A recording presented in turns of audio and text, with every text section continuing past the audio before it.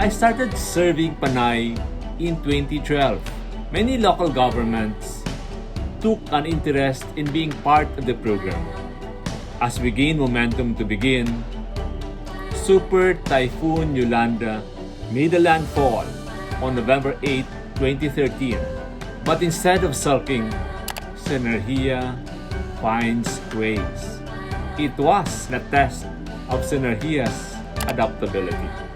It launched a post-disaster education recovery program for communities affected by Super Typhoon with the community participation at all levels. We rally LGU officials, village leaders, school heads, teachers, and parents in a consultative workshop. We succeeded. Handover of items to recipient LGUs became a fiesta celebration. Mayors were beaming with pride as they hand over the items to the different beneficiaries. Enrollment also increased owing to the assistance that inspired the community to work together.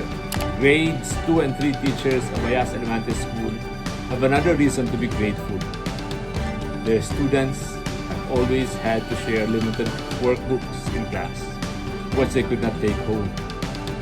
Synergeia provides enough workbooks for each child, so they are much more motivated to study independently.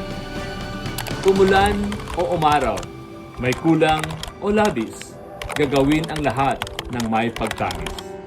Sa Synergeia, isang puso, isang pamilya.